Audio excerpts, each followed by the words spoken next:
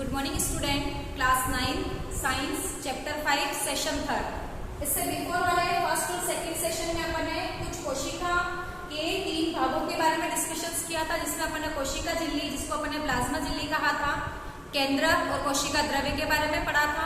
कल के सेशन में यानी कि इसके पहले वाले सेशन में अपन ने कुछ कोशिका अंग के बारे में डिस्कशन किया था, जिसमें अपन ने पढ़ा था लाइसोसोम्स, गोल्जी बॉडी, इसके बारे में अपन ने डिस्कशन किया था। आज अपन बचे हुए 3 कोशिका अंग के बारे में पढ़ेंगे, जिसमें हमारा फर्स्ट है माइटोकॉन्ड्रिया।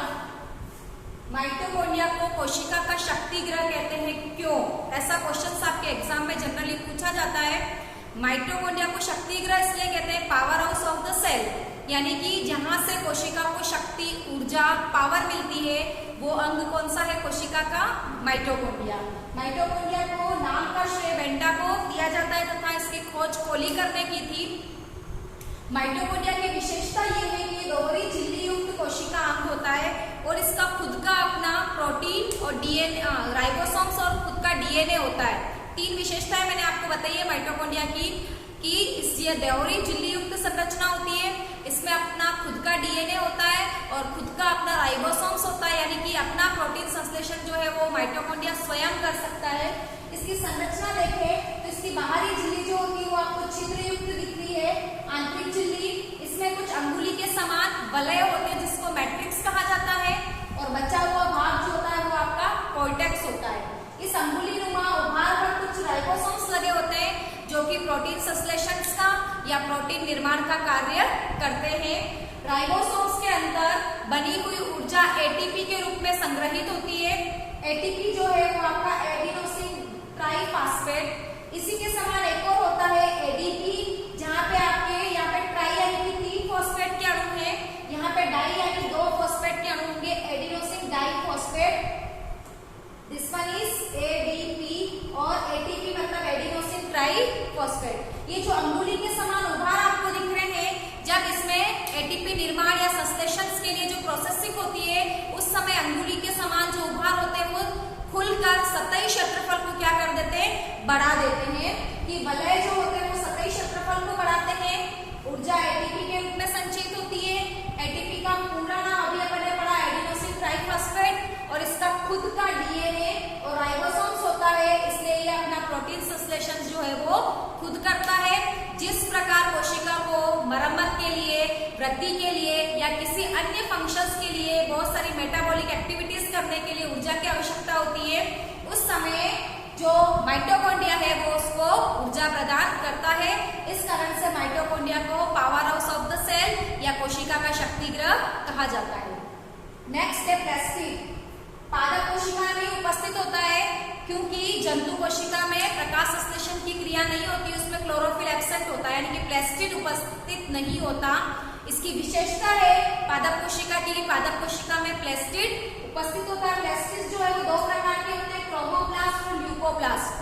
क्रोमा यानी रंग होता है, हमने जब क्रोमेटोग्राफी विधि पढ़ी थी वहां पे मैंने आपको बताया था क्रोमा यानी रंग से, यहाँ पे क्रोमोप्लास्ट मतलब रंगीन जो प्लास्टिड होते हैं उसको क्रोमोप्लास्ट कहते हैं, और जो रंगहीन जो प्लास्टिड होते हैं उसको अपन ल्यूकोप्लास्ट कहते हैं। या तो वो श्वेत होते हैं या फिर रंगहीन होते हैं। अब जिस क्रोमोप्लास्ट में क्लोरोफिल उपस्थित होता है, जिसको पर्णहरित भी कहा जाता है, जो कि पत्तियों को हरा रंग प्रदान करता है, तो ऐसा क्रोमोप्लास्ट जिसमें हरा रंग पाया जाता है, जिसमें क्लोरोफिल पाया जाता है, उसको अपन क्रोमोप्लास्ट कहते हैं। हरा रंग जो है वो क्लोरोफिल की उपस्थिति के कारण होता है, और ये हरा रंग सूर्य के प्रकाश की उपस्थिति में प्रकाश संश्लेषण की क्रिया करके पौधों के लिए भोजन निर्मित करता है। यानी कि पौधों की पत्तियां जो होती है वो किचन है प्लांट का, है ना। प्लांट का किचन किसे कहा जाता है? हरी पत्तियों को। कहीं कहीं पर आपको नारंगी या बैंगनी रंग के क्रोमोप्लास्ट भी दिखाई दे सकते हैं, तो पत्तियों का रंग वहां पे बैंगनी या नारंगी या लाइट पीला हो सकता है। जो प्रकाश संश्लेषण की क्रिया में आपको पता है कि वायुमंडल से कार्बन डाइऑक्साइड गैस जड़ों की सहायता से जल व खनिज लवण को लेकर हरे पादप सूर्य के प्रकाश की उपस्थिति में क्लोरोफिल की सहायता से अपना भोजन बनाते हैं, जो कि कार्बोहाइड्रेट के रूप में बनता है। जब उसमें से कुछ भोजन तो वो अपने वृद्धि और विकास में यूज कर लेते हैं, और कुछ जो है वो फ्रूट के रूप में या जड़ों के या स्टेम के रूप में उसको संग्रहित करते हैं, जिसको हमारे द्वारा भोजन के रूप में ग्रहण किया जाता है। फिर इसका भी स्वयं का डीएनए और राइबोसोम्स होता है, इस कारण से ये भी अपना प्रोटीन संश्लेषण जो है वो स्वयं कर सकता है। तो ऐसा आता है कि ऐसे दो कोशिका अंगों के नाम लिखिए जो दोहरी झिल्ली युक्त होते हैं या जिनमें स्वयं का डीएनए और राइबोसोम्स प्रेजेंट होता है। तो आप लिखेंगे माइटोकॉन्ड्रिया और प्लास्टिड। हमें आपने अभी पढ़ा कि क्रोमोप्लास्ट जो है वो तो प्रकाश संश्लेषण का काम करता है। ल्यूकोप्लास्ट क्या करता है? स्टार्च, तेल और प्रोटीन का संचय करता है, यानी कि पैकिंग का काम करता है। किस किस का? प्रोटीन का, तेल का और स्टार्च का। नेक्स्ट अपन पढ़ते हैं रसदानियां, वैक्यूल्स। ये भी पादप कोशिकाओं में काफी विकसित और बड़ी होती है। रसदानियां किसी किसी पादप कोशिका में इतनी बड़ी होती है कि पूरी कोशिका का 50 से लगाकर 90% भाग जो है वो कवर करती है। रसदानियों में कोशिका द्रव्य भरा रहता है, जिस कारण से वो कोशिका की स्फीति और कठोरता को बनाए रखती है। साथ ही जो एक कोशिकीय जीव होते हैं, अमीबा वगैरह, उसमें कोशिका द्रव्य जो है उसमें जो रसदानियां हैं वो फूड वैक्यूल का काम भी करती है, यानी कि भोजन का ग्रहण करना और अपशिष्ट पदार्थों को बाहर निकालने में भी रसदानियां जो है वो एक कोशिकीय जीवों में अपना योगदान देती है। तो रसदानियां ठोस व तरल पदार्थों की संग्राहक थैलिया के नाम से जानी जाती है। इसमें कोशिका द्रव्य भरा रहता है, जैसा मैंने आपको बताया। कोशिका की स्फीति और कठोरता निश्चित आकृति और एक समय तक फूलने की क्षमता को बनाए रखता है। कोशिका धानी में या रसदानी में अमीनो अम्ल, शर्करा और विभिन्न प्रकार के कार्बनिक अम्ल पाए जाते हैं, जो कि कोशिका के वृद्धि, विकास या मेंटेनेंस के लिए आवश्यक होते हैं। तो अभी अपन ने 3 कोशिका अंगों के बारे में पढ़ा, माइटोकॉन्ड्रिया, प्लास्टिड और रसदानी। नेक्स्ट इस चैप्टर का सबसे एंड पार्ट जो है वो आपका सेल डिवीजन, जिसको अपन कहते हैं कोशिका विभाजन। कोशिका विभाजन क्यों होता है? कि नई कोशिकाओं के बनना, पुरानी कोशिकाओं से नवीन कोशिकाओं के निर्माण का जो प्रोसेस है वो किसके द्वारा संपन्न होता है? सेल डिवीजन या कोशिका विभाजन के द्वारा होता है। कोशिका विभाजन जो है वो आपका 2 प्रकार का होता है, समसूत्री विभाजन और अर्धसूत्री विभाजन। एमायोटिक डिवीजन और मायोटिक डिवीजन।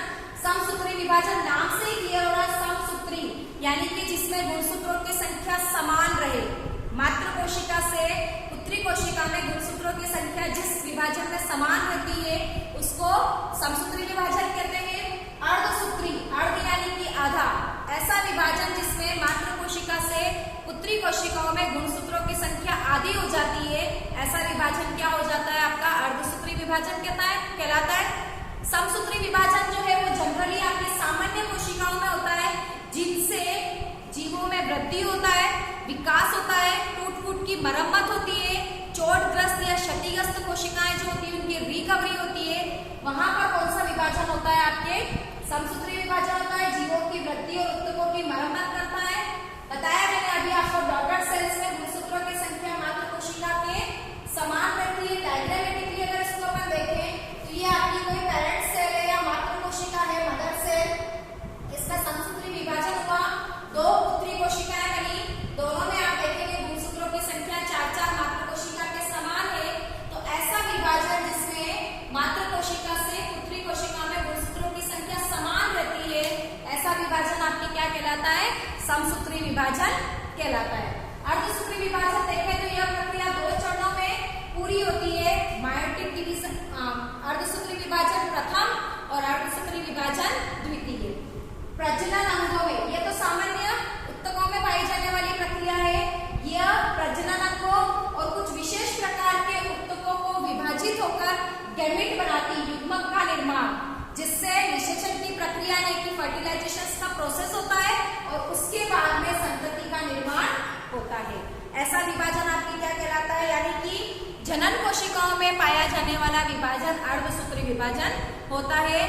2 चरणों में पूरा होता है, पहला और द्वितीय, और प्रत्येक चरण में 5-5 स्टेज होती है। आपके 5 प्रावस्थाएं होती है, जिसको अपन पूर्वावस्था यानी कि इंटरफेस, प्रोफेस, मेटाफेस, टीलोफेस और एनाफेस, इन 5 प्रावस्थाओं में अलग अलग प्रकार से अर्धसूत्री विभाजन की क्रियाएं संपन्न होती है।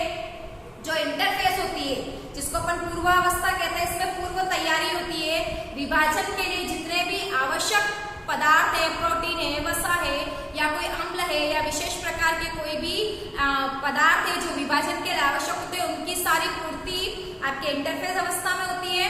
प्रोफेज अवस्था में आपके जो गुणसूत्र होते हैं वो पहले नेट लाइक स्ट्रक्चर्स होते हैं, क्रोमेटिड के रूप में होते हैं, वो नेट खुलना शुरू हो जाते हैं और गुणसूत्रों का आकार अपने को दिखाई देने लग जाता है।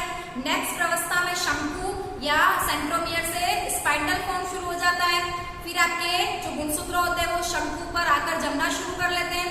फिर गुणसूत्र जो है वो अपने दो क्रोमेटिड में टूटना शुरू होकर ध्रुवों की ओर जाना शुरू कर देते हैं। उसके बाद में कोशिका के बीच में खांच बनना शुरू हो जाती है, विदलन होना शुरू हो जाता है और 1 से 2 कोशिकाएं बनती है और 2 से 4 कोशिकाएं बनती है। आप अगर डायग्रामेटिकली देखें तो पहली अवस्था में आपको दिख रहा है दिस इज मदर सेल मात्र कोशिका। इसमें प्रथम अर्धसूत्री विभाजन हुआ तो क्रोमोसोम जो है वो आधे हो गए, 4 थे, 4 से 2 इस पुत्री कोशिका में, 2 इस पुत्री कोशिका में। सेकंड में आप देखो क्रोमोसोम जो क्रोमेटिड में टूट गए। क्रोमेटिड किसको कहते हैं? गुणसूत्र जो है वो आपका ये एक गुणसूत्र है और इस गुणसूत्र का अर्ध गुणसूत्र भाग जो है वो आपका क्या है? Chromatid. This one is chromosome, this one is chromatid, यानी कि अर्ध गुणसूत्र जो है वो क्रोमेटिड कहलाते हैं। यहाँ से गुणसूत्रों में सेकंड विभाजन हुआ और दोनों पुत्री कोशिकाओं से 4 पुत्री कोशिकाएं बनी और क्रोमेटिड्स जो है वो आपके अर्धसूत्री विभाजन के द्वारा आधे हो गए। इन आधे गुणसूत्रों से जब दूसरे युग्मक का फ्यूजन होगा तो आधे माता से आधे पिता से होकर वापस मानव में गुणसूत्रों की संख्या स्थिर हो जाती है। आपको पता होगा मानव में 46 गुणसूत्र होते हैं या 23 जोड़ी गुणसूत्र होते हैं, जिसमें से भी हमको पता होना चाहिए 22 जोड़ी गुणसूत्र जो है वो तो कायिक गुणसूत्र कहलाता है और एक जोड़ा जो होता है वो आपका जनन गुणसूत्र कहलाता है, जिसमें से आपको पता होगा XX जो है वो आपका मादा में पाया जाता है और XY जो है वो आपका नर में पाया जाता है। नर का Y गुणसूत्र जो है वो पुत्र के लिए उत्तरदायी होता है। परंतु भारतीय समाज में जनरली महिलाओं की बेटियां होने पर महिलाओं को दोषी ठहराया जाता है।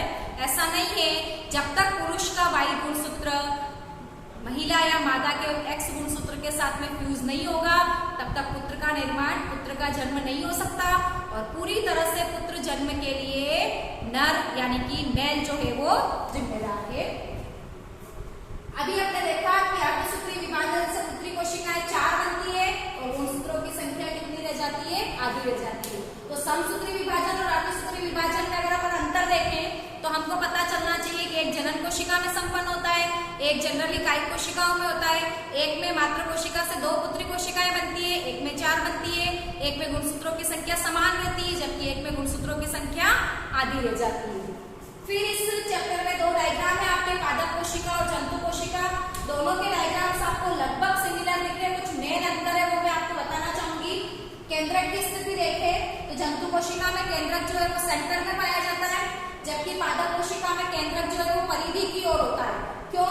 क्योंकि पादप कोशिका में आपको रिक्तिका बड़ी दिख रही होगी, जंतु कोशिका में रिक्तिका छोटी या नहीं भी पाई जाती है। इस रिक्तिका के बड़ी होने के कारण केंद्रक जो है वो थोड़ा सा परिधि की ओर खिसक जाता है। दूसरा अंतर देखें, हमने पहले भी पढ़ा है जंतु कोशिका में कोशिका भित्ति नहीं होती है जबकि पादप कोशिका में कोशिका भित्ति होती है जो कि सेल्यूलोज की बनी होती है। तीसरा अंतर अगर अपन देखें तो पादप कोशिका में क्लोरोफिल प्रेजेंट होता है, हरित लवक प्रेजेंट होता है जबकि जंतु कोशिका में हरित लवक प्रेजेंट, प्लास्टिक प्रेजेंट नहीं होता। चौथा अंतर अगर अपन देखें तो पादप कोशिका में जंतु कोशिका की अपेक्षा कोशिका अंग जो होते हैं वो कम विकसित होते हैं जबकि जंतु कोशिका में कोशिका अंग जो होते हैं वो पूर्णतया विकसित होते हैं। ये 3-4 अंतर जो है वो पादप कोशिका और जंतु कोशिका में हमको आने चाहिए।